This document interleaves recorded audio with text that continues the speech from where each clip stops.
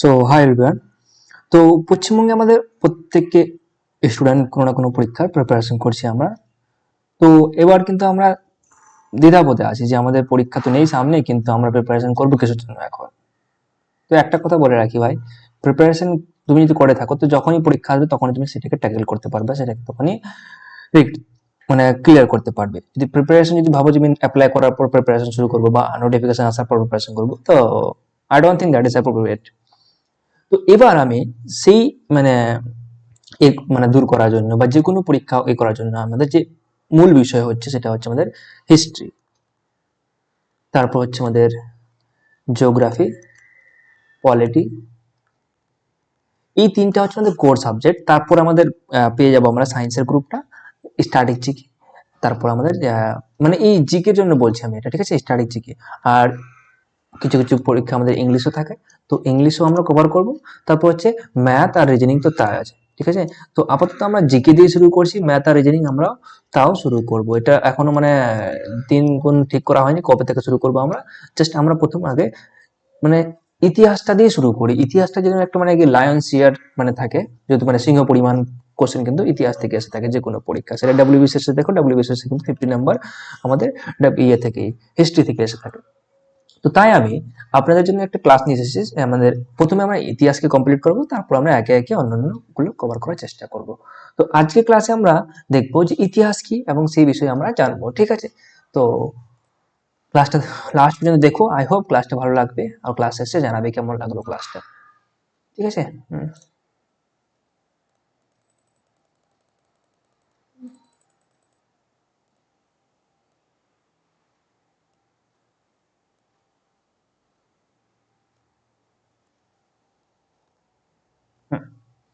তো শুরু করে ফেলি আমাদের প্রথম ক্লাসের প্রথম। তো প্রথমে জানবো আমাদের ইতিহাস কি। তো আমরা জানি প্রত্যেককে যে ইতিহাস হচ্ছে আমাদের যে অতীতের অধ্যয়ন। শুধু অতীতের অধ্যয়নকে ইতিহাস বলা যায় না, সেটাকে সিস্টেমেটিক্যালি বা সাইন্টিফিক্যালি যে একটা পড়ার ইয়ে রয়েছে ওটাকে বলা হয় আমাদের ইতিহাস। তো study of the passed in systematic way or in scientific way is known as history. তাহলে আমরা বাংলায় কি বলতে পারি যে অতীতের বিজ্ঞানসম্মত অধ্যয়নকে আমাদের কি বলা হয়, ইতিহাস বলা হয় থেকে। আরেকটা ইম্পর্টেন্ট কোশ্চেন যে ইতিহাসের জনক কাকে বলা হয়, মানে who is the father of history. তাহলে হিস্ট্রি যে আমাদের ইতিহাস, এই দুনিয়ার ইতিহাস লেখা শুরু করেছিলেন, এই ব্যক্তিকেই প্রথমে মানা হয় যে ইনি প্রথম ইতিহাস লেখা শুরু করেছিলেন। তো তার জন্য হেরোডোটাসকে আমাদের ইতিহাসের জনক বলা হয়ে থাকে বা ফাদার অফ হিস্ট্রি বলা হয়ে থাকে। এটা ছিল। এবার আমরা দেখে নিব যে হিস্ট্রিকে আমরা কয়েকটা ভাগে ভাগ করেছি, আবার সেগুলো কোন বেসিসে করেছি, সেটা কেন করেছি সেটা আমরা জানবো। দেখো, তার আগে আমি জেনে নিই যে ইতিহাস যদি জানতে চাও তো তার কিসের উপর নির্ভর করে জানবে তুমি। সেখানে একটা তো লিখিত সোর্স, যদি তুমি লিখে রেখে যাও কিছু, তুমি পড়ে নিবে ইজিলি, ঠিক আছে। এটাকে আমরা ইংলিশে বলি লিটারেরি সোর্স। কি বলি? Literary source. আর যদি লিখিত উপাদান না থাকে তাহলে কি করবো আমরা? তো আমাদের যে ব্যবহার করা জিনিসপত্র রয়েছে সেগুলো তো পড়ে থাকবে অবশ্য। তো সেগুলোকে বলবো আমরা আর্কিওলজিক্যাল সোর্স বা প্রত্নতাত্ত্বিক উপাদান। কি? আর্কিওলজিক্যাল সোর্স বা প্রত্নতাত্ত্বিক উপাদান, ঠিক আছে। এই দুটো জিনিসের উপর বেসিস মানে ভিত্তি করেই কিন্তু আমরা ইতিহাসকে জানতে পারি। তো সেই জিনিসের বেসিসেই বা সেইগুলোর জিনিসের বেসিসে আমাদের হিস্ট্রিকে তিনটা পার্টে ভাগ করেছি আমরা। একটা রেখেছি আমরা প্রি হিস্ট্রি, যেটাকে আমরা প্রাগ ঐতিহাসিক বলি। আর একটা হচ্ছে আমাদের কি প্রোটো হিস্ট্রি, আর একটা হচ্ছে হিস্ট্রি। এই তিনটা ভাগে ভাগ করা হয়েছে। প্রি হিস্ট্রিকে কেন হিস্ট্রিতে রেখেছি? যেহেতু আমাদের এখানে কোনো লিখিত বিবরণ পাওয়া যায়নি, ঠিক আছে। এখানে কোনো লিখিত বিবরণ পাওয়া যায়নি। এখানে কি পাওয়া গেছে? এখানে পাওয়া গেছে আমাদের আর্কিওলজিক্যাল সোর্স। কি পাওয়া গেছে? শুধুমাত্র আর্কিওলজিক্যাল সোর্স, ঠিক আছে। এবার এখানে তো আমাদের লিখিত সোর্স নেই, তার জন্য আমাদের প্রি হিস্ট্রিতে রেখেছি। এবার প্রোটো হিস্ট্রি, প্রোটো হিস্ট্রিতে কি আমাদের লিখিত সোর্স পাওয়া গেছে। হিস্ট্রি যে আমাদের রয়েছে, তো প্রোটো হিস্ট্রিতে আমাদের লিখিত সোর্স পাওয়া গেছে, সেটা কিন্তু এখনো পাঠান্তর করা যায়নি। আমাদের যে সিন্ধু সভ্যতা রয়েছে সেটাকে কিন্তু এই মানে এই পার্টের মধ্যেই রাখা হয়েছে, কিন্তু সিন্ধু সভ্যতার যে আমাদের লিখিত উপাদানগুলো সেগুলো পাওয়া গেছে, বাট এটা এখনো কিন্তু পাঠান্তর করা সম্ভব হয়নি। তো ওই যে লেখাগুলো রয়েছে ওরা কিন্তু পিক্টোগ্রাফিক ছিল, এদিক থেকে এদিকে গেছে, আবার এদিক থেকে এদিকে গেছে, এদিক থেকে এদিকে, এদিক থেকে এদিকে, কিন্তু মানে যে কি লিখেছে আজও পর্যন্ত কিন্তু কেউ মানে সেটা বুঝে উঠতে পারেনি। তার জন্য এটাকে আমাদের আহ এই ভাগে রাখা হয়েছে বা প্রোটো-হিস্ট্রিতে রাখা হয়েছে, ঠিক আছে। তো এখানে মধ্যে সিন্ধু সভ্যতাকে রাখবো। আর প্রি হিস্ট্রিতে কি রাখবো আমরা? প্রি হিস্ট্রিতে আমরা রাখবো শুধুমাত্র স্টোন এজটাকে, ঠিক আছে, বা প্রস্তর যুগটাকে। তাহলে এখানেও আমরা আর্কিওলজিক্যাল সোর্স পাবো, অবশ্যই পাবো। আর্কিওলজিক্যাল সব জায়গায় পাওয়া যাবে, এখানেও পেয়ে যাবো আমরা মডার্ন যুগ, সরি হিস্ট্রিতেও। এবার হিস্ট্রি কাকে বলা হয়? যার লিখিত উপাদান রয়েছে এবং তা পাঠক দ্বারাও করা রয়েছে।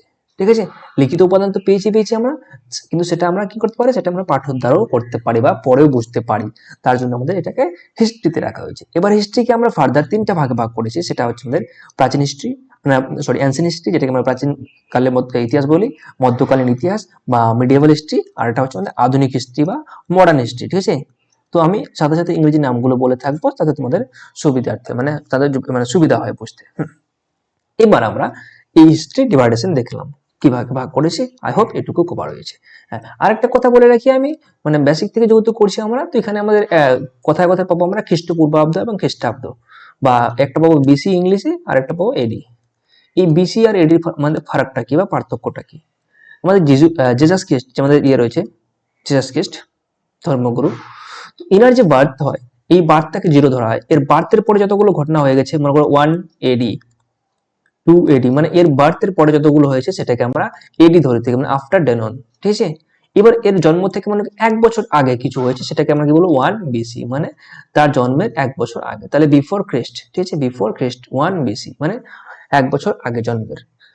সিমিলারলি মনে করো আজ থেকে 500 বিসিতে মানে কোনো ঘটনা হয়েছে, তাহলে এখন তার বয়স কত হয়ে গেল? এই যে এখান থেকে এর বয়স থেকে কিন্তু 500 বছর আগের ঘটনা এটা। তাহলে 500 বছর তো এদিকে হয়ে গেল আমাদের এই বয়স অব্দি আসতে। তারপর এখন মনে করো 2026 চলছে, তাহলে 2026 প্লাস 25 মানে 500, তাহলে কত হচ্ছে 2526। তাহলে এখন কিন্তু তার বয়স কত হচ্ছে 2526। আই হোপ এটুকু বোঝাতে পেরেছি। তাহলে এটাকে বলবো আমরা খ্রিস্টপূর্বাব্দ, মানে এটা হচ্ছে পূর্বের ঘটনা, ঠিক আছে, পূর্বাব্দ। আর এটা হচ্ছে খ্রিস্টাব্দ, ঠিক আছে।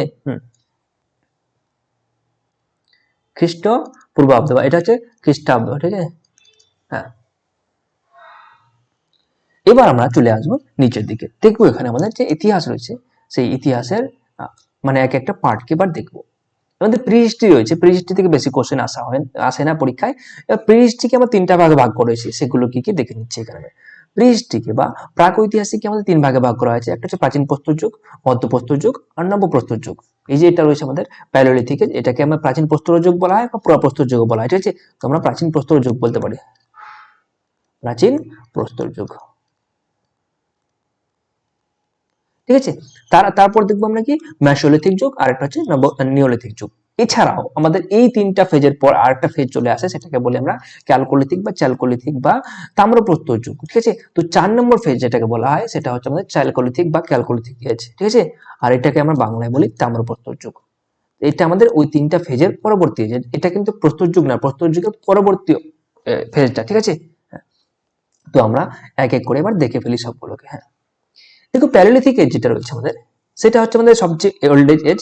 আর এটার সময়কালটা কিন্তু জিজ্ঞাসা করা হয়ে থাকতে পারে। সেটা হচ্ছে আমাদের 25,000 বিসি থেকে, মানে 25,000 খ্রিস্টপূর্বাব্দ থেকে 12,000 খ্রিস্টপূর্বাব্দ পর্যন্ত। হ্যাঁ, এখানে মানুষ কেমন ছিল? এখানকার মানুষ ছিল নোম্যাডিক পিপল, মানে যাযাবর ছিল। আর এখানকার যে মানে লোকেরা ছিল তারা শিকারি ছিল, মানে হান্টার গ্যাদারার বা ফুড গ্যাদারার, আমরা বলতে পারি ফুড গ্যাদারার বা খানাবদোশ যেটাকে হিন্দিতে বলি, তাহলে ফুড গ্যাদারার ছিল। ওকে, এবার এইখানকার ইম্পর্টেন্ট যেটা আমাদের আবিষ্কার হচ্ছে বা ডিসকভারি হচ্ছে, সে ডিসকভারি অফ ফায়ার। তাহলে আগুনের ব্যবহার কিন্তু এরা প্রথম করেছিল প্যালিওলিথিক এজ বা প্রস্তর যুগে, ঠিক আছে। এবার বড় বড় পাথরের তৈরি এদের অস্ত্র ছিল, আর এদেরকে কি বলা হতো, কোয়ার্টারজাইট ম্যান বলা হতো, ঠিক আছে। তাহলে এই প্যালিওলিথিক এজ থেকে আমাদের 3টা কোশ্চেন ইম্পর্টেন্ট, সেটা কি এখানকার লোক কেমন ছিল, নোম্যাডিক ছিল এবং ফুড গ্যাদারার ছিল, এবং সেখানকার আগুন সেখানে কি আবিষ্কার কি করেছিল, তারা আগুনে ব্যবহার করেছিল, আগুনে আবিষ্কার করেছিল। তারপর এদেরকে কি বলা হতো, কোয়ার্টারজাইট ম্যান বলা হতো। That's all about this. Now next point is মধ্যপ্রস্তর যুগ। এবার প্যালিওলিথিক পরে যে লোক মানে এটা আসলো, ওটাকে বলা হয় মধ্যলিথিক এজ বা মেসোলিথিক এজ। এদের যে মানে অস্ত্রগুলো ছিল সবগুলো কিন্তু পাথরই ছিল। সেই পাথরগুলো কিন্তু আগে যে ছিল এইরকম মোটা মোটা ছিল, এটা উঠিয়ে ফেলে দিত, মানে গরুর উপরে বা গাধার উপরে, যেটা ওরা শিকার করতো সেটা ফেলে দিত। তো এই যে পাথরগুলো ছিল ধীরে ধীরে নতুন যখন ফেজটা আসলো, তখন কিন্তু ওরা ছোট ছোট করলো এবং এটাকে ধারালো করলো, কি করলো, ধারালো করলো। এইভাবে ধারালো করতে করতে ছোট করলো। তার জন্য কিন্তু এই ফেজটাকে বলা হয় মেসোলিথিক এজ, ঠিক আছে। এখানে মানে সময়কালটা কত হচ্ছে 12,000 বিসি থেকে 10,000 বিসি বা 10,000 খ্রিস্টপূর্বাব্দ। এদের মানে কি এই যুগে অস্ত্রের আকার ছোট ছোট হয়ে যায়, তাদেরকে মাইক্রোলিথ বলা হয়, ঠিক আছে। তো আগে ছিল কি বড় ছিল, এবার কিন্তু মাইক্রোলিথ হয়ে যায়, মানে ছোট ছোট হয়ে যায়। এবার এদের যে প্রধান কাজ ছিল, এরা কি করেছিল, ফুনারাল বা অন্তিম সংস্কারের কিন্তু পরম্পরা পাওয়া যায় এখান থেকে কিন্তু। তাহলে মেসোলিথিক যুগের মানে প্রথম যদি আমরা কি দেখি মানে আবিষ্কার বা প্রথম একটা জন্য ইম্পর্টেন্ট পয়েন্ট, সেটা হচ্ছে আমাদের অন্তিম সংস্কার প্রথম মেসোলিথিক যুগে হয়েছিল, বা ফুনারাল সিস্টেম বা লাস্ট রাইট। ঠিক আছে। এবার নতুন ফেজ চলে আসছে আমাদের, সেটা হচ্ছে আমাদের নিওলিথিক এজ। নিওলিথিকে কি হয়, মানুষ কি হলো আস্তে আস্তে মানে ফুড গ্যাদারার থেকে থেকে কি হলো, ওরা আস্তে আস্তে মানে কি দেখলো যে আমাদের একটু মানে এক জায়গায় থাকতে হবে, মানে এক জায়গায় সেটেলমেন্ট করতে হবে। তারা কি করতে হলো, এবার কিন্তু এরা এক জায়গায় থাকতে শুরু করলো, পার্মানেন্ট সেটেলমেন্ট বা চিরস্থায়ী বন্দোবস্ত করতে শুরু করলো, মানে একটা জায়গায় মানে বসতি স্থাপন করতে শুরু করলো। এদের সময়কালটা কত, 10,000 থেকে 4,000 বেশি পর্যন্ত হচ্ছে এটার সময়কাল। তারপরে এদের আবিষ্কার কি হয়, এরা আবিষ্কার করে চাকার আবিষ্কার এবং মাটির পত্র বা পটারি। তো ইম্পর্টেন্ট কিন্তু এই পয়েন্টটা ভেরি ভেরি ইম্পর্টেন্ট, যে নিওলিথিকে যে কি আবিষ্কার করা হয়, চাকার আবিষ্কার এবং পটারি আবিষ্কার করা হয়। ঠিক আছে। এবার এদের যে মানে কৃষি কাজ ও পশুপালন, যেহেতু ওরা মানে এখানে মানে বসতি স্থাপন করলো, এবার যে এরা খাবে, এবার তো মানে শিকার করতে করতে যাবে না সবসময়, তাহলে কি করলো দেখছে মানে যে মাটিতে মানে বীজ বপন করলে গাছ হচ্ছে, ধান হচ্ছে বা যেটা হচ্ছে এটা তো উৎপাদন করতে পারছে। তাহলে এইভাবে কি করলো, এরা কৃষি কাজ করতে শিখলো। তাহলে এদের দ্বারা প্রথম কৃষি মানে কৃষি কার্য করেছিল, যে কোন ফসলকে করা হয়েছিল সেটা ইম্পর্টেন্ট জিজ্ঞাসা করা হয় থাকে, সেটা হচ্ছে আমাদের কি বার্লি, যেটাকে বাংলা বলবো আমরা জব, এবং উইট বা গম। তাহলে এতে জব এবং গম প্রথম মানুষের দ্বারা মানে কৃষিজ ফসল। এবার প্রথম পালিত পশু কি হয়, প্রথম পালিত পশু হলো কুকুর। তাহলে কুকুর কিন্তু এখনো আমাদের লয়াল, সবচেয়ে বেশি লয়াল মানে পশু বলা যায়, সেই আদিম যুগ থেকে কিন্তু কুকুর আমাদের একটা লয়াল প্রাণী হয়ে থাকছে। ঠিক আছে। এবার এখানে একটা ইম্পর্টেন্ট, যে নিওলিথিকে যে মানুষগুলো ছিল এরা কি করতো, মাটির নিচে গর্ত করে থাকতো। সেটা কোথা থেকে পাওয়া গেছে, সেটা নিদর্শন পাওয়া গেছে আমাদের কাশ্মীরের যে আমাদের বুরজাহাম রয়েছে সেখান থেকে পাওয়া গেছে। ঠিক আছে। এদেরকে কি এটাকে কি বলা হতো, এটাকে বলা হতো পিট ডুয়েলিং বলা হতো। ওকে। আই হোপ এটুকু বোঝাতে পেরেছি। তারপরে চলে আসবো আমরা, এই তিনটা ফেজ শেষ হলো, এবার লোক কি হলো আস্তে আস্তে একটু মানে ইমপ্রুভ করতে শিখলো, মানে নিজেকে মানে এই যে অস্ত্র ব্যবহার করতো, আগে তো ওরা মোটা মোটা পাথর ব্যবহার করতো, তারপর কি করলো পাথরের সাইজটাকে ছোট করলো, মানে একটু করলো, তারপরে কি করলো ওরা মানে চাকার ব্যবহার শুরু করলো, ধান মানে মানে সরি বার্লি এবং উইট লাগাতে শুরু করলো, মানে মানে খেতি বাড়ি যেটাকে বলি আমি, বা কৃষিজ কাজ করতে শুরু করলো। এইভাবে তারা মানে কি একটু মানে ডেভেলপ হলো। তারপরে কি করলো এরা, নতুন একটা ফেজ শুরু হলো, সেটা হচ্ছে আমাদের চ্যালকোলিথিক ফেজ বা তাম্রপ্রস্তর যুগ।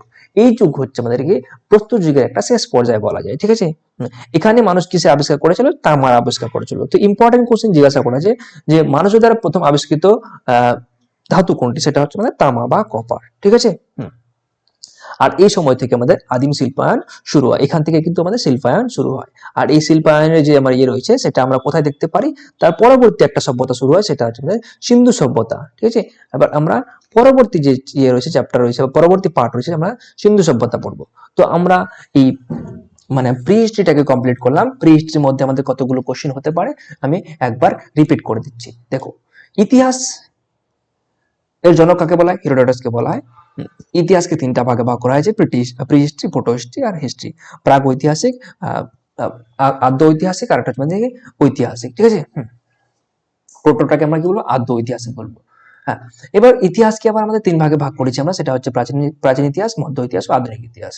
আমরা প্রাগ ঐতিহাসকে কমপ্লিট করলাম। প্রাগ ইতিহাস যেটা আমাদের প্রস্তর যুগ বলা হয়, প্রস্তর যুগকে আবার তিন ভাগে ভাগ করা হয়েছে বেসিক্যালি, সেটা হচ্ছে প্রাচীন প্রস্তর যুগ, মধ্য প্রস্তর যুগ আর নব প্রস্তর যুগ। এই তিনটা প্রস্তর যুগে পরে আসছিল আমাদের কি, একটা হচ্ছে ট্রানজিশনাল ফেজ, সেটাকে বলা হয় চ্যালকোলিথিক ফেজ বা তাম্র প্রস্তর যুগ। ঠিক আছে। তো এবার আমাদের কোশ্চেন আসতে পারে যে আগুনের ব্যবহার প্রথম কোন কোন যুগে শুরু হয়েছিল, সেটা হচ্ছে আমাদের প্রাচীন প্রস্তর যুগ বা পুরাপ্রস্তর যুগ বা প্যালিওলিথিক এজে শুরু হয়েছিল। ঠিক আছে। এবার বলছি যে মেসোলিথিক এজ যে ছিল, মেসোলিথিক এজের মানে ব্যবহৃত অস্ত্রগুলি কেমন ছিল, সেগুলোকে কি বলা হতো, মাইক্রোলিথ বলা হতো। এগুলো খুব ছোট ছোট আকারের ছিল। ঠিক আছে। মানে ধারালো ছিল। হ্যাঁ। এখানে আরেকটা আবিষ্কার কি ছিল, সেটা হচ্ছে আমাদের অন্তিম সংস্কার। এবার আমরা চলে আসবো নিওলিথিক এজে। নিওলিথিকে কি হচ্ছে, আমাদের মানুষ বসতি স্থাপন করতে শুরু করলো। হ্যাঁ। স্থায়ীভাবে বসবাস করতে শুরু করলো, এবং এখানকার মানে ইম্পর্টেন্ট যেটা ইনভেনশন হচ্ছে বা সেটা হচ্ছে আমাদের চাকা বা হুইল। সেই চাকার বেসিসেই কিন্তু আমরা দুনিয়া এখন ট্রাভেল করতে চলেছি, করতেছি। হ্যাঁ। সেই চাকা কিন্তু এখান থেকে শুরু হয়েছিল। তারপর এরা কি করেছিল, পটারি আবিষ্কার করেছিল। আর এদের প্রধান উৎপাদিত কৃষিজ ফসল ছিল কি, আমাদের বার্লি এবং উইট। ওকে। এবং প্রথম পশু ছিল কি আমাদের কুকুর। ঠিক আছে, বা ডগ। এইটুকু কমপ্লিট হয়। এবার তাম্রপ্রস্তর যুগ, আমাদের তামার ব্যবহার শুরু হয়েছিল। তো এইভাবে আমাদের চারটা ফেজ শেষ হল। এবার আমাদের যেটা হচ্ছে মানে আদ্য ইতিহাস বা প্রোটো হিস্ট্রি। প্রোটো হিস্ট্রি কি আমাদের বেসিক্যালি আমরা রাখতে পারি কাকে, সেটা হচ্ছে আমাদের সিন্ধু সভ্যতাটাকে। সিন্ধু সভ্যতাটি কিন্তু ভেরি ভেরি ইম্পর্টেন্ট আমাদের ইতিহাসের মধ্যে একটা চ্যাপ্টার। যদি আমরা প্রাচীন ইতিহাসে দেখি তাহলে এটা কিন্তু একটা ইম্পর্টেন্ট চ্যাপ্টার। তো আমরা এখানে দেখে নেব সিন্ধু সভ্যতা এর নাম কেন করা হয়েছিল। দেখো, ভারতবর্ষ যখন ব্রিটিশ সাম্রাজ্য ছিল তখন আমাদের ভারতবর্ষের একজন ব্যক্তি ছিলেন, সেটা হচ্ছে আমাদের কি ভারতবর্ষের না কিন্তু ব্রিটিশ ব্যক্তি ছিলেন, যেটি ভারতবর্ষে থাকতেন অবশ্য। তিনি কি করলেন যে এখানে একটা কোনো ও ঘুরতে গিয়ে দেখলো যেখানে কোনো একটা বিল্ডিং এর মধ্যে দেখতে পাচ্ছে, ওটা খোদাই করতে করতে দেখলো না একটা কিছু আছে মাঝে। তো এই যে মেসেজটা রয়েছে, বার্তাটা দিয়েছে যে আমাদের সিন্ধু সভ্যতা রয়েছে এই জায়গাটায়, এই মেসেজটা দিয়েছিল কি, এই মেসেজটা চার্লস ম্যাসন। তাহলে সিন্ধু সভ্যতার প্রথম মেসেজ বা বার্তা কি দিয়েছিলেন, সেটাতে চার্লস ম্যাসন। তারপর এটাকে সার্ভে করেছিলেন কে, জেমস কানিংহাম করেছিলেন। এবার এরা তো এই মেসেজ দিল, এ সার্ভে করলো যে না ঠিক এটা তথ্যটা। এবার এটা খনন কার্য করে দেখতে হবে, ভিতরে কি আছে দেখতে হবে। তো তাহলে এবার আমাদের এই খনন কার্য আমাদের শুরু করেছিল দয়ারাম সাহানি। আমাদের 1921 খ্রিস্টাব্দে আমাদের সেই সিন্ধু সভ্যতার কি করে খনন কার্য শুরু করেছিল। ঠিক আছে, প্রথম যে জায়গাটা ছিল যেখানে শুরু করেছিল খোঁজাটা, সেটা হচ্ছে আমাদের হরপ্পা সভ্যতা। কি ছিল? হরপ্পা। তার জন্য কিন্তু আমাদের সিন্ধু সভ্যতা এই চ্যাপ্টারটার নাম আমরা কি বলতে পারি কোনো কোনো সময়, হরপ্পা সভ্যতাও বলতে পারি। সিন্ধু সভ্যতা না বলে হরপ্পা সভ্যতাও বলতে পারি। তো হরপ্পা কেন বলবো? তো Harappa was the first site to be discovered, এটা হচ্ছে প্রথম প্রথম একটা সাইট যেটা আমাদের প্রথম আবিষ্কৃত হয়েছিল। এছাড়া সিন্ধু সভ্যতা কেন বলি আমরা? আমাদের যেখানে নদী রয়েছে আমাদের ভারতবর্ষে, যদি আমরা এখানে দেখি ম্যাপটা, তো এখানে যে আমাদের নদীটা রয়েছে, এখানে কাশ্মীর থেকে যদি বের হচ্ছে সেখানে সিন্ধু সভ্যতা রয়েছে, সিন্ধু নদী রয়েছে। কি রয়েছে? সিন্ধু নদী। এখান থেকে বের হয়ে চলে যাচ্ছে আমাদের কোথায়? অ্যারাবিয়ান অ্যারাবিয়ান সিতে চলে যাচ্ছে। ঠিক আছে, অ্যারাবিয়ান সিতে চলে যাচ্ছে বা আরব সাগরে পড়ছে কি। তো এই যে সিন্ধু নদীটা রয়েছে তার পাশে কিন্তু বসতি স্থাপন হয়েছিল, তার জন্য এটাকে কি বলা হতো? সিন্ধু সভ্যতা বলা হতো। তো এই ইন্দাস রিভার বা সিন্ধু নদীর তীরবর্তী তীরবর্তী এলাকায় ছিল বলেই এটাকে কি বলা হতো? এটাকে সিন্ধু সভ্যতা বলা হতো। হ্যাঁ, আগেকার তো দিনে ছিল না, কল ছিল না বা কোনো টেকনোলজি ছিল না যে জল খাওয়ার জন্য ওরা টিউবওয়েল যেখানে যেখানে লাগিয়ে দিবে। তাহলে ওরা কোথায় থাকতো? নদীর পার্শ্ববর্তী এলাকায় কিন্তু থাকতো। আমাদের ভারতবর্ষে যেমন ছিল এমন সভ্যতা, কিন্তু বিশ্বের অন্যান্য জায়গাও কিন্তু কিছু সভ্যতা ছিল, সেগুলো কিন্তু আমরা এর শেষে দেখবো যে কোথায় কোথায় কেমন সভ্যতা ছিল, কোন নদীর তীরে কোনটা ছিল। ঠিক আছে। এবার আমরা হরপ্পা সভ্যতা থেকে যদি দেখি বা সিন্ধু সভ্যতা দেখি, সিন্ধু সভ্যতার একটু আমরা কিছু ডিটেলসে জানার চেষ্টা করবো, সেটা দেখে নিবো আমরা। তার আগে আমি এটাকে মুছে ফেলবো একটি।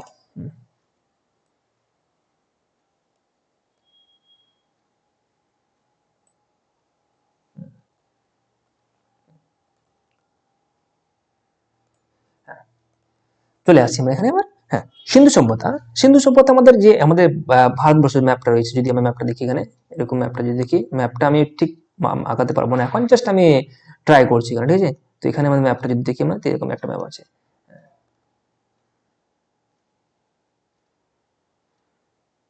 এরকম ম্যাপটা যদি দেখি আমরা, তো সিন্ধু সভ্যতা কিন্তু এই যে এলাকাটা রয়েছে এখান থেকে এরকম করে এরকম করে একটা ত্রিভুজ আকৃতি ছিল। কি ছিল? ত্রিভুজ আকৃতি। ঠিক আছে, তাহলে সিন্ধু সভ্যতা কেমন আকৃতি ছিল? ত্রিভুজ আকৃতি ছিল বা ট্রায়াঙ্গুলার শেপের ছিল। কোথায় কোন জায়গাতে অবধি ছিল সেটা কিন্তু জিজ্ঞাসা করা হয় থাকে পরীক্ষায়। সেটা হচ্ছে আমাদের পশ্চিম পার, এটা হচ্ছে আমাদের কি সবসময় নর্থ থাকে উপরের দিকটা, এটা হচ্ছে সাউথ, এটা হচ্ছে আমাদের ইস্ট, এটা হচ্ছে ওয়েস্ট। তাহলে ওয়েস্ট যেটা ছিল আমাদের, এটা হচ্ছে পাকিস্তানের সুদ কাজেন্দর নামে একটা জায়গা আছে। ঠিক আছে, তাহলে সুদ কাজেন্দর, সুদ কাগেন্দর, তাহলে এই পাকিস্তানের সুদ কাজেন্দর হচ্ছে আমাদের পশ্চিম এলাকা। ঠিক আছে, এবার আমরা দেখে নেব এখানে দেখো যেটা উত্তর পারে রয়েছে, উত্তর পারে কিন্তু ছিল মান্ডা। কি ছিল? মান্ডা নামে একটা জায়গা ছিল, সেটা কাশ্মীরে। তাহলে উত্তর দিকে বিস্তার কতদূর পর্যন্ত ছিল? মান্ডা পর্যন্ত ছিল। তাহলে এখানে মনে রাখতে পারবো আমরা শর্টকাট ট্রিক, সেটা কি? শাম। শাম মানে কি? যোগ। তাহলে এস থেকে হচ্ছে আমাদের সুদ কাজেন্দর, এম থেকে মান্ডা, দুটো হয়েছে কমপ্লিট। এবার এদিকে ছিল উত্তরপ্রদেশের একটা জায়গা ছিল, সেটা হচ্ছে আলমগীরপুর। কি ছিল? আলমগীরপুর, আলমগীরপুর। আর দক্ষিণ দিকে ছিল আমাদের দায়মাবাদ। কি ছিল? দায়মাবাদ। এই চারটা দিকেই চারটা জায়গার নাম জিজ্ঞাসা করা হয় থাকে, যে পশ্চিম দিকে কত পর্যন্ত বিস্তৃত ছিল সেটা হচ্ছে সুদ কাজেন্দর, আর উত্তর দিকে ছিল মান্ডা, আর এদিকে আলমগীরপুর, এদিকে দায়মাবাদ। তো আমি এই সামটা কেন বললাম? আমরা জানি সাম মানে হচ্ছে যোগ আর অ্যাড মানে হচ্ছে যোগ। তাহলে এখান থেকে মনে রাখার জন্য আমি বললাম যে সাম, এস থেকে সুদ কাজেন্দর, এম থেকে মান্ডা, আর অ্যাড এই এ থেকে হচ্ছে আমাদের আলমগীরপুর, আর ডি থেকে দায়মাবাদ। তাহলে তোমার মনে রাখবে সাম ইকুয়াল টু অ্যাড। তাহলে এইভাবে আমরা সিন্ধু সভ্যতার বিস্তারটা দেখে নিবো, যে উত্তর দক্ষিণ পূর্ব পশ্চিম বলতে পারবো এবার কিন্তু আমরা। তো বলে দেখি এবার পশ্চিম দিকে কোথায় ছিল? তাহলে পশ্চিম দিকে আমাদের শীতকালীন ছিল। উত্তর দিকে কোথায়? উত্তর দিকে মান্দা। ঠিক আছে, হ্যাঁ। এবার এদিকে আমাদের পূর্ব দিকে ছিল আলমগীরপুর, আর দক্ষিণ দিকে ছিল দায়মাবাদ। ঠিক আছে, এবার আমরা এখানে দেখে নিতে পারি যে নদীগুলো কি কি ছিল, কোন নদীতে কোনটা ছিল। ঠিক আছে, হ্যাঁ।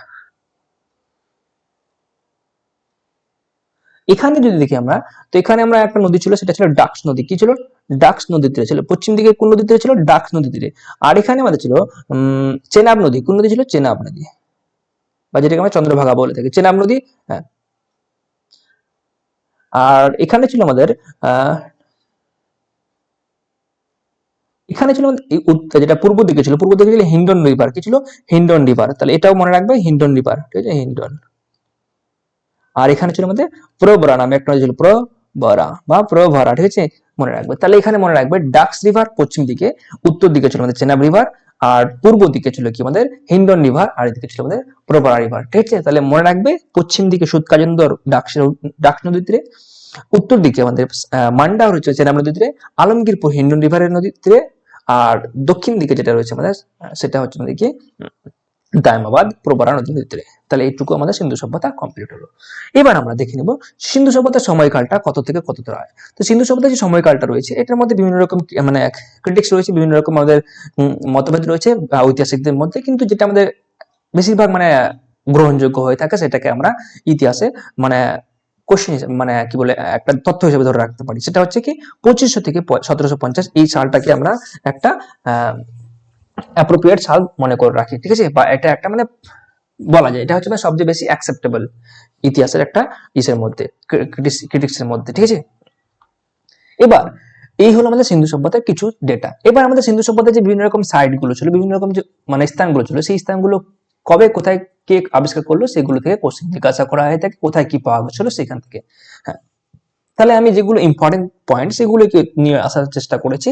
এখানে আমি এক্সট্রা কোনো তথ্য দিইনি যেগুলো তোমাদের মানে বার্ডেন লাগতে পারে পরীক্ষায়, কিন্তু এর বাইরে একটা কোশ্চেন আসবে না, সেটা আমি চ্যালেঞ্জ দিয়ে বলতে পারি, বা I am very sure about this. কিন্তু এই যে নোটটা, এই নোটটা বানাতে আমার মানে একটা বছরের একটা রয়েছে, পরিশ্রম রয়েছে। আমি নিজেই প্রিপেয়ার করেছি, আমি ওয়েস্ট বেঙ্গলের সব পরীক্ষা আজ পর্যন্ত পাস করেছি এই নোট পড়িয়ে, ঠিক আছে। এটা আমার নিজের তৈরি নোট। এখানে আমি দেখে নিচ্ছি এবার যাক সিন্ধু সভ্যতা বা হরপ্পা সভ্যতা। তাহলে আমরা এর আগে বললাম যে হরপ্পা সভ্যতা 1921 খ্রিস্টাব্দে দয়ারাম সাহানি আবিষ্কার করেছিলেন, ঠিক আছে। এটা কোন নদী তীরে ছিল? এটা পাকিস্তানের রাভি নদী তীরে ছিল। কোন নদী তীরে? পাকিস্তানের রাভি নদী তীরে, ঠিক আছে। তো মনে রাখবে এটা কিন্তু পাকিস্তানে রয়েছে, ভারতবর্ষে নয়। তাহলে পাকিস্তানের রাভি নদী তীরে ছিল। এখান থেকে কি কি পাওয়া গেছিল সেটা ইম্পর্টেন্ট ছিল। এখানে পাওয়া ছিল শস্যাগার পাওয়া গেছিল। শস্যাগার মানে হচ্ছে যে গ্রেনারি, ঠিক আছে, যেখানে মানে ধান টান জব টব এই যে রাখা হতো একটা মানে গোলার মতো, এই গোলাটাকে বলা হচ্ছে আমাদের গ্রেনারি, ঠিক আছে। তাহলে এখানে শস্যাগার পাওয়া গেছিল। শ্রমিক আবাস মানে শ্রমিক আবাস পেয়ে গেছিল, মানে লোকে যে মানে বাস করতো সেই আবাসটা পাওয়া গেছিল। এবং এখানে RH-37 কবরস্থান পাওয়া গেছিল। কবরস্থানটার নাম ছিল কি RH-37, ঠিক আছে। এবার একটা গেল, এবার মহেঞ্জোদারো। তার ঠিক এক বছর পরেই 1922 সালে, কত খ্রিস্টাব্দে? 1922 সালে রাখাল দাস বন্দ্যোপাধ্যায়, বা যেটাকে আমরা ইংলিশে বলে থাকি R.D. ব্যানার্জি। আর থেকে রাখাল, ডি থেকে দাস, আর বি থেকে ব্যানার্জি। তাহলে R.D. ব্যানার্জি বা বন্দ্যোপাধ্যায় ইনি আবিষ্কার করেছিলেন 1922 খ্রিস্টাব্দে মহেঞ্জোদারো সভ্যতা। এর অর্থ হলো কি মানে মৃত্যুর স্তূপ বা মাউন্ট অফ ডেথ। তাহলে মহেঞ্জোদারো শব্দের অর্থ কি হলো? মাউন্ট অফ ডেথ বা মৃত্যুর স্তূপ। এখান থেকে বড় স্নানাগার, শস্যাগার, পশুপতি শিবের মোহর ও ব্রোঞ্জের নর্তকী মূর্তি পাওয়া গেছে। এবার দেখে নেবো আমরা নিচের কোশ্চেনটা। তাহলে এখান থেকে আমাদের ইম্পর্টেন্ট এটা হচ্ছে যে এখান থেকে আমাদের কি পাওয়া গেছিল? পশুপতি শিবের মোহর পাওয়া গেছিল। ব্রোঞ্জের আমাদের কি পাওয়া গেছিল? ডান্সিং গার্ল পাওয়া গেছিল, মানে যেটাকে আমরা নর্তকী বলি আমরা, ঠিক আছে, ডান্সিং গার্ল। আর হচ্ছে পশুপতি শিব। স্নানাগার এখান থেকেও পাওয়া গেছে, শস্যাগার এখান থেকেও পাওয়া গেছে। এবার চানুদারো। চানুদার হচ্ছে 1931 খ্রিস্টাব্দে ননীগোপাল মজুমদার আবিষ্কার করেছিল। কে? ননীগোপাল মজুমদার। এটি একমাত্র শহর যেখানে কোনো দুর্গ নেই। এটা ইম্পর্টেন্ট কোশ্চেন যে একমাত্র দুর্গরহিত বা দুর্গ ছাড়া মানে সিন্ধু সভ্যতার স্থান কোনটি? সেটা হচ্ছে আমাদের চানুদারো। এখানে কিন্তু কোনো রকম দুর্গ বা ফোর্ট ছিল না, ঠিক আছে। এখানে কোনো ফোর্ট ছিল না। ফোর্ট বলতে পারছো তো মানে বড় বড় যে বিল্ডিং হয় সেটাকে ফোর্ট বলে থাকে, ঠিক আছে। তো এখানে কিন্তু ফোর্ট ছিল না, ঠিক আছে। নেক্সট যেটা হচ্ছে আমাদের লোথাল। লোথাল হচ্ছে আমাদের কি? এটা একটা বন্দর শহর, ডকইয়ার্ড ছিল এখানে। ডকইয়ার্ডটা মানে বন্দর। তাহলে লোথাল মানে বন্দর কোথায় পাওয়া গেছিল? এটা ইম্পর্টেন্ট কোশ্চেন। তাহলে বন্দর কিন্তু আমাদের লোথালে পাওয়া গেছিল। এখান থেকে পারস্যের মোহর বা মানে যে পারস্য রয়েছে, পারস্যের সিলমোহর পাওয়া গেছিল এবং হাতির দাঁতের নিদর্শন পাওয়া গেছিল। তো এই হাতির দাঁতের নিদর্শন কোথা থেকে পাওয়া গেছিল? লোথাল থেকে পাওয়া গেছিল। তাই দুটো তিনটা এখানে ইম্পর্টেন্ট কোশ্চেন। সেটা হচ্ছে ডকইয়ার্ড কোথায় ছিল? লোথালে ছিল। হাতির দাঁতের খোঁজ পাওয়া যায় লোথাল থেকেই। আর পারস্যের সিলমোহর পাওয়া যায় আমাদের লোথাল থেকে। তাই এর থেকে আমরা কি বুঝতে পারি যে আমাদের ভারতবর্ষের বিজনেস যে ছিল সেটা কিন্তু বিদেশের সাথেও করা হতো, ঠিক আছে, পারস্যের সঙ্গেও করা হতো। এবার আমরা দেখে নিব আর এই যে জায়গাটা কোথায় ছিল? এটা ছিল আমাদের গুজরাটে, ঠিক আছে, গুজরাট। কালীবঙ্গাল। কালীবঙ্গাল আমাদের কোথায়? কালীবঙ্গাল আমাদের রাজস্থানে ছিল। কোথায়? এটা ইম্পর্টেন্ট কোশ্চেন, কিন্তু মনে রাখবে রাজস্থান। আর যে মানে রাজস্থান, ঠিক আছে। রাজস্থানে ছিল। এখান থেকে আমাদের কিছু লাঙ্গল দেওয়া জমি বা আমাদের প্লাউড ফিল্ড, ঠিক আছে, মানে চাষ করা যে জমি থাকে, মানে চাষ করে যে জমিটা পড়ে থাকে, এই চাষ করা জমিটা পড়ে থাকে না, ওই জমিটাকে আমাদের আহ বলা হয় প্লাট ফিল্ড বা লাঙ্গল দেওয়া জমি, সেটা কিন্তু এখান থেকে পাওয়া গেছিল। এছাড়া কি পাওয়া গেছিল, আমাদের যজ্ঞকুণ্ড পাওয়া গেছিল, ঠিক আছে, যে এখানে যজ্ঞ করতো, মানে ফায়ার লগ জ্বালিয়ে এখানে আমাদের যজ্ঞ করতো, সেটাও কিন্তু পাওয়া গেছিল এখান থেকে, ঠিক আছে। নেক্সট যেটা দেখবো আমরা সেটা হচ্ছে ধোলাভিরা। তাহলে ধোলাভিরা থেকে কোথায় কি পাওয়া গেল সেটা দেখবো আমরা। ধোলাভিরা আমাদের কোথায় অবস্থিত? ধোলাভিরা কিন্তু গুজরাটে অবস্থিত, ঠিক আছে। এটা আবিষ্কার করেছিল কি? এক্সকাভেটর ছিল আমাদের রবীন্দ্র সিং, ঠিক আছে, রবীন্দ্র সিং জাডেজা। তাহলে রবীন্দ্র সিং আমাদের আবিষ্কার করেছিল কি? ধোলাভিরা, ঠিক আছে। আর এটা কোথায় অবস্থিত? গুজরাটে অবস্থিত ছিল। আর এই একটা শহর ছিল, এই শহরটাকে আমাদের তিনটা ভাগে ভাগ করা হয়েছিল। কি ভাগে ভাগ করা হয়েছে? তিনটা ভাগে ভাগ করা হয়েছিল, ঠিক আছে। এখানে এখানে একদম যেমন আমাদের আহ মেসোপটেমিয়া সভ্যতা ছিল, সেরকম কিন্তু এই সভ্যতাকে কিন্তু তিনটা সভ্যতা হিসেবে ভাগ করা হয়েছে, তিনটা পার্ট হিসাবে, ঠিক আছে। মানে সবচেয়ে বড় জায়গায় থাকতো, মনে করো উঁচু জায়গায় থাকতো, মানে যে এখানকার রাজা থাকতো, তারপরে মানে এক অন্য শ্রেণীর লোক থাকতো, তারপরে অন্য শ্রেণীর লোক থাকতো, এইভাবে কিন্তু থাকতো, ঠিক আছে। নেক্সট, এখান থেকে কিন্তু রক কাট আর্কিটেকচার নিদর্শন পাওয়া ছিল, যে পাথর কেটে যে মানে খোদাই করে লেখা হয়, সেটা কিন্তু এখান থেকে পাওয়া গেছিল, ঠিক আছে। আর এখানে অত্যন্ত উন্নত মানে ওয়াটার ম্যানেজমেন্ট সিস্টেম ছিল, যে মানে জল ব্যবস্থা বা জল নিকাশি ব্যবস্থা কিন্তু এখানে খুব একটা উন্নত মানের ছিল, যেটা আমাদের ভারতবর্ষে কিন্তু বর্তমান যুগেও অতটা ডেভেলপ নেই, সেটা কিন্তু সেখানে ছিল। সেখানে কি ছিল? নালী ব্যবস্থা ছিল ভালো করে, এখান থেকে জল যেত, এবং নালীগুলো যে ছিল একে অপরের সঙ্গে কিন্তু মানে প্রত্যেকটা বাড়ির সঙ্গে কানেক্ট করা থাকতো, ঠিক আছে। আর এরপরে কি ছিল? আমাদের এরপরে ঢাকনা থাকতো, কি থাকতো? ঢাকনা, ঠিক আছে। এখনো কিন্তু আমাদের দেখবে রুরাল এরিয়াতে নালী ব্যবস্থা নেই, কিন্তু নালীগুলো থাকলেও আবার কোথাও ঢাকনা ব্যবস্থা নেই বা উপরে ঢাকার জন্য ব্যবস্থা ছিল, তখন কিন্তু ছিল ভালো মতোই, ঠিক আছে। এবার আমরা দেখে নিচ্ছি নেক্সট পয়েন্ট, সেটা হচ্ছে সুরকোটডা। তাহলে সুরকোটডা কোথায় রয়েছে? সেটাও কিন্তু আমাদের গুজরাটে অবস্থিত। সেটা আবিষ্কার করেছিল কি? জেপি যোশী। কে করেছিল? জেপি যোশী। এবার লোথাল, লোথালটা এর আগে আমরা ডিসকাশন করে নিচ্ছি অবশ্যই, কিন্তু এখানে দেখে নিব যে এটা কে আবিষ্কার করেছিল। তাহলে লোথাল আবিষ্কার করেছিল কি? আমাদের এস আর রাও। ইম্পর্টেন্ট কোশ্চেন করতে পারে। হ্যাঁ, সুরকোটটা দেখে নিই, জেপি যোশী, এটা গুজরাটে অবস্থিত। এখান থেকে কি পাওয়া ছিল? আমাদের কলস সমাধি বা পট বিউরিয়াল পাওয়া গেছিল, ঠিক আছে, এবং হর্সের মানে ঘোড়ার হাড় পাওয়া গেছিল বা হর্স বোন পাওয়া গেছিল, ঠিক আছে। লোথাল, লোথালটা আমাদের কোথায়? সেটা আমাদের মানে গুজরাটে অবস্থিত, সেটা আবিষ্কার করেছিল এস আর রাও। কোন নদীতে রয়েছে? সেটা ভগবা নদী রয়েছে, ভগবা বা ভাগবা নদীতে অবস্থিত ছিল, ঠিক আছে। আর এটা একটা কি ছিল? পোর্ট সিটি ছিল। আমরা এর আগে দেখলাম ডকইয়ার্ড পাওয়া গেছিল এখানে। ডকইয়ার্ড মানে হচ্ছে যেখানে মানে জাহাজ মানে রাখা হয়, সেটাকে ডকইয়ার্ড বলা হয়। আর যেখানে মানে উড়োজাহাজ রাখা হয় বা ফ্লাইট গুলো রাখা হয়, তো ওটাকে কি বলা হয়? ওটাকে বলা হচ্ছে হ্যাঙ্গার। কি বলা হয়? হ্যাঙ্গার, HANG আর হ্যাঙ্গার। ফ্লাইট রাখার জায়গাটাকে বলা হয় হ্যাঙ্গার, আর এই জলজাহাজ রাখার জায়গাটাকে বলা হয় ডকইয়ার্ড, ঠিক আছে। এটা ইংলিশে কোশ্চেনে পাবে তোমরা। এখান থেকে কি গেছিল? মানে পারস্য শিল্প পাওয়া গেছিল। একটু আগে বললাম যে আমাদের ফরেন ট্রেডের মানে একটা নিদর্শন দেয় বা প্রমাণ দেয়। অন্যান্য নিদর্শন এখান থেকে মানে কি পাওয়া গেছিল? আইভরি পাওয়া গেছিল। আইভরি মানে হচ্ছে হাতির দাঁত। ট্রিপল বিউরাল পাওয়া গেছিল, যুগ্ম সমাধি পাওয়া গেছিল। এছাড়া আমাদের কি এখান থেকে ধানও পাওয়া গেছিল। কি পাওয়া গেছিল? ধান। হ্যাঁ, তাহলে এটুকু কমপ্লিট হলো আমার। এবার আমরা লিখে নিচ্ছি নেক্সট যেটা রয়েছে, সেটা হচ্ছে আমাদের কি? সেটা হচ্ছে রংপুর। তাহলে এখান থেকে আমাদের সিন্ধু সভ্যতা শেষ হবে। আজকে আমাদের সিন্ধু সভ্যতাটা শেষ করলে আমরা এই লেকচারটাকে এখান থেকে শেষ করবো। তারপরে আমরা আবার অন্যান্য দেখবো নেক্সট ক্লাসে। তাহলে এখানে দেখো রংপুর। রংপুর কোথায় অবস্থিত? সেটা গুজরাটে অবস্থিত। এখান থেকে আমাদের ধানের তুষ পাওয়া গেছিল। তুষ বুঝো তো? মানে ধান যে মানে চাল বের করার পর যে খোসাটা থেকে যায়, ওটাকে তুষ বলে থাকি আমরা। সেটাকে ইংলিশে কি বলা হয়? হাস্ক বলা হয়। তাহলে এখান থেকে এটা পাওয়া গেছিল রংপুর থেকে, ঠিক আছে। এটা গুজরাটে অবস্থিত। এবার আমরা দেখে নিব কিছু বৈশিষ্ট্যগুলো। সিন্ধু সভ্যতা কি ছিল? একটা সিন্ধু সভ্যতা ছিল একটি আরবান সিভিলাইজেশন ছিল, মানে একটা নগরীয় সভ্যতা ছিল, ঠিক আছে। এখানে রাস্তাগুলি কি ছিল? একে অপরের সঙ্গে সমকোণে মিলত। সমকোণে 90 ডিগ্রি অ্যাঙ্গেল এরকম করে মিলত, ঠিক আছে। যে এরকম যেমন তোমার করে মিলে গেল না, একদম 90 ডিগ্রি অ্যাঙ্গেলে মিলত। আর এটা কি ছিল? পূর্ব পশ্চিমে বেশিরভাগ ছিল, যেগুলো আমাদের মানে স্বয়ংক্রিয়ভাবে কি হতো? ক্লিনিং হয়ে যেত। মানে মানে বাতাসের জোরে, বাতাসের মানে গতিতে সেগুলো অটোমেটিক ভাবে ক্লিন হয়ে যেত। ড্রেন বা নালীগুলি ঢাকা দেওয়া থাকতো বা কভারের ড্রেন থাকতো, সেটা আমরা একটু আগে বললাম। অর্থনীতির মূল ভিত্তি ছিল কি? কৃষি। মানে একটা কি ছিল? কৃষি ভিত্তিক মানে সভ্যতা ছিল একটা। এখানকার স্ক্রিপ্ট ছিল চিত্রলিপি বা পিক্টোগ্রাফিক। মানে এখানকার যে মানে স্ক্রিপ্ট রয়েছে, লেখা রয়েছে, সেটা কিন্তু আমাদের পিক্টোগ্রাফিক ছিল, যেটা আজও কিন্তু পাঠোদ্ধার করা হয়নি। আর এই লেখাটা যে হচ্ছে কোন পদ্ধতিতে লেখা আছে, সেই পদ্ধতিটাকে বলে বস্ত্র ফেদন। কি বলা হয়? বস্ত্র ফেদন, বস্ত্র ফেদন বলা হয়।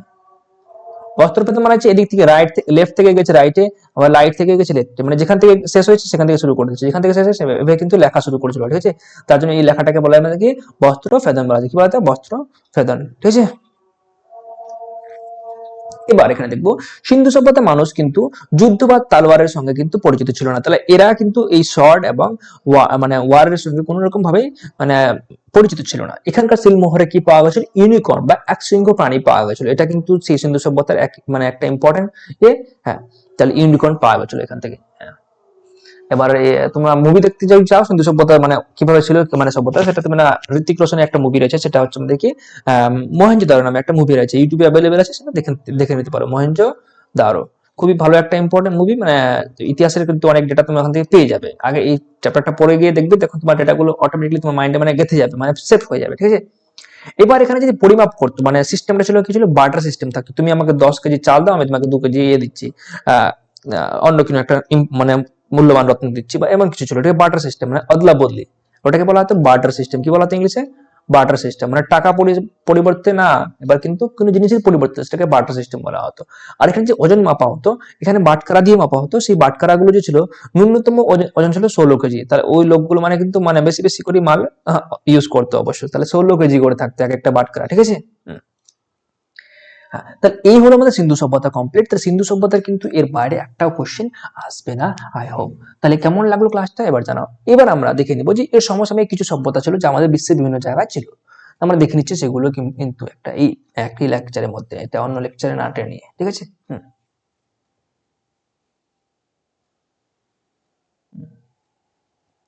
যেমন এখানে রয়েছে কি,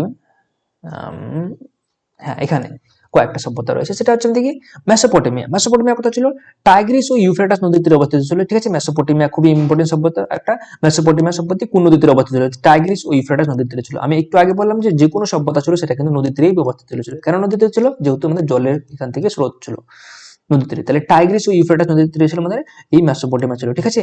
আর এখানকার মাটি খুবই ফার্টাইল ছিল, মানে নদীর পাশে থাকলে তো অবশ্যই ফার্টাইল থাকবে। সিন্ধু সভ্যতা নগর কেন্দ্রিক হলো, মেসোপটেমিয়া ছিল একটা রুরাল সিভিলাইজেশন বা গ্রামীণ সভ্যতা ছিল। এটা কেমন ছিল, একটা গ্রামীণ সভ্যতা ছিল। এইখানে যে মন্দিরগুলো ছিল, সরি মন্দির, এটা মন্দিরগুলোকে কি বলা হতো, জিগুরট বলা হতো। কি বলা হতো, জিগুরট বলা হতো। এবার হচ্ছে মিশর মিশর সভ্যতা বা মানে ইজিপ্ট সিভিলাইজেশন বা মিশরীয় সভ্যতা, এটা কোন নদীর তীরে অবস্থিত ছিল, নীল নদের তীরে অবস্থিত ছিল, ঠিক আছে। তাহলে রিভার নাইলের তীরে ছিল, তার জন্য কি আমাদের ইজিপ্টকে এখনো কি বলা হয়, নীল নদের দান বলা হয়। তাহলে নীল নদের তীরে কোন মানে সভ্যতা ছিল, সেটা ছিল মিশর সভ্যতা। এবার ছিল স্পার্টা, এটা হচ্ছে গ্রিসের এই সভ্যতা তাদের সাহসী যোদ্ধাদের জন্য বিখ্যাত ছিল। এটাও কিন্তু গ্রিসে ছিল, এটা আমাদের তাদের যে যোদ্ধারা ছিল ওই যোদ্ধাদের জন্য কিন্তু ফেমাস ছিল। ওদের যে মানে নাইট গুলো ছিল, মানে যোদ্ধারা ছিল, ওই যোদ্ধারা কিন্তু খুবই মানে একটা মানে ইয়ে ছিল, পাওয়ারফুল ছিল, ঠিক আছে। মানে ভয় পেত না, ওই মানে রুরারদের যদি লড়াই করতে হতো তাহলে এদের সাথে কেউ লড়াই করতে যেত না তাড়াতাড়ি, ভালো করে মানে ভয় পেত। এবার রোম সভ্যতা, ইতালিতে অবস্থিত প্রাচীন সভ্যতার সবচেয়ে বেশি বিকশিত হয়েছিল এই রোম সভ্যতা। এই সভ্যতার বিখ্যাত রাজা ছিল মানে কি, জুলিয়াস সিজার। জুলিয়াস সিজারে তোমরা অনেক স্টোরি পাবে, সেটা আমাদের শেক্সপিয়ার লিখেছেন, তোমরা ওখানে দেখতে পারো, ঠিক আছে। শেক্সপিয়ার রচিত জুলিয়াস সিজার এখানে ভালো করে দেখিয়েছে ওই মুভিতে। মুভিও রয়েছে আমাদের, মুভিটা অ্যাভেলেবেল নাও থাকতে পারে ইউটিউবে, সেটা তোমরা বই কিনেও দেখতে পারো সেটা যদি চাও, মানে এক্সট্রা কারিকুলাম বলছি তোমাদের, বলছি না যে পড়বি, কোনো সময় টাইম পেলে পড়ে দেখবে অবশ্যই। নেক্সট দেখে নিচ্ছি আমরা কিছু ইম্পর্টেন্ট পয়েন্ট রয়ে গেছে এখানে, ধানের প্রমাণ। হ্যাঁ, এখানে ইম্পর্টেন্ট কোশ্চেন, যেটা আমাদের ধানের প্রথম খোঁজ কোথায় পাওয়া হয়েছিল, সেটা উত্তরপ্রদেশের কোলডিভায় পাওয়া হয়েছিল। কোথায়, উত্তরপ্রদেশের কোলডিভায় পন্দে প্রথম ধানের খোঁজ পাওয়া গেছিল। Important question. হ্যাঁ, গুহা চিত্র কোথায় পাওয়া যায়, সেটা মধ্যপ্রদেশের ভীমবেটকাতে পাওয়া যায় গুহা চিত্র। ভারতীয় পুরাতত্ত্ব জনক, এবার যে বললাম আমি ভারত মানে যে কোনো জিনিসকে আমাদের ইয়ে করি, ইতিহাসে মানে উচ্চ বের করতে হয়, দুটো জিনিস মানে ই করতে ডিপেন্ড করতে, একটা হচ্ছে মানে কি রিটার্ন সোর্স বা লিখিত উপাদান, আরেকটা হচ্ছে মানে কি আরেকটা হচ্ছে আমাদের যেটাকে বলি আর্কিওলজিক্যাল সোর্স বা মানে বাংলায় বলি আমরা প্রত্নতাত্ত্বিক উপাদান, আর্কিওলজিক্যাল সোর্স। এই যে আর্কিওলজিক্যাল সোর্স রয়েছে, এটা যে মানে খোঁজ করেছিল ভারতবর্ষে, সেটা কে করেছিল সেটা আমরা দেখবো। যে ভারতবর্ষে যে মানে আর্কিওলজিক্যাল সোর্স বা পুরাতত্ত্ব রয়েছে, এর জনক বলা হয় কাকে, এর জনক বলা হয় আলেকজান্ডার কানিংহামকে বলা হয়। কাকে বলা হয়, আলেকজান্ডার কানিংহামকে বলা হয়। আর বিশ্বের প্রধান সংগ্রহালয় ডেনমার্কে অবস্থিত ছিল। তাহলে এই পুরাতত্ত্ব সংগ্রহালয় কোথায় রয়েছে, আমাদের ডেনমার্কের কোপেনহেগে রয়েছে প্রথম। আর ভারতের প্রধান বা প্রথম মানে যেটা হয় বা বড় সবচেয়ে বেশি সংগ্রহালয় কোথায় রয়েছে, আমাদের ভোপালে রয়েছে। কোথায়, মানে ভোপালে রয়েছে। আর এটার নাম হচ্ছে কি, ইন্দিরা গান্ধী মিউজিয়াম, ঠিক আছে। এটা হচ্ছে আমাদের পুরাতত্ত্ব সংগ্রহালয়। তাহলে ভারতবর্ষ হচ্ছে কি ইন্দিরা গান্ধী মিউজিয়াম, যেটা আমাদের ভোপালে অবস্থিত। আর বিশ্বের হচ্ছে ডেনমার্কের কোপেনহেগেনে অবস্থিত, ঠিক আছে। আর প্রদত্ত জনক কাকে বলা হয়? আলেকজান্ডার কানিংহামকে বলা হয়। সিন্ধু সভ্যতার পতন যে হয়, পতন কাকে বলা হয়? সেটা সিন্ধু সভ্যতার পতন কিন্তু বন্যাকে মানে বলা হয়ে থাকে। তোমার মহেঞ্জোদারো মুভিটা দেখবে, ওখানে দেখতে পাবে যে বন্যা আসছিল কিভাবে, মানে ওই মানে সভ্যতাটা ধ্বংস হয়ে গেছিল। হ্যাঁ, তো সেটা কিন্তু ওই মুভিতে দেখিয়েছে। তো আই হোপ ক্লাসটা ভালো লেগেছে। আর এই যদি মানে নোটটা তুমি পেতে চাও তাহলে আমাকে কন্ট্যাক্ট করতে হবে। এখন আমি কিন্তু মানে কোনো কন্ট্যাক্ট শেয়ার করিনি, তোমরা কমেন্টে জানাও যদি নোটটা পেতে চাও এই নোটটাকে, তাহলে আমাকে যদি 10টা কমেন্ট পেয়ে যাই আমি, তাহলে কিন্তু এই নোটটা তোমাদের মানে ব্যবস্থা করে দেবো দেওয়ার জন্য, ঠিক আছে? তো আজকের মতো এই মানে এইটুকু থাক আমাদের ক্লাস। আবার আমরা আসবো নতুন নতুন ক্লাসে, নতুন ভিডিও নিয়ে। ততক্ষণের জন্য keep learning, keep improving. Thank you.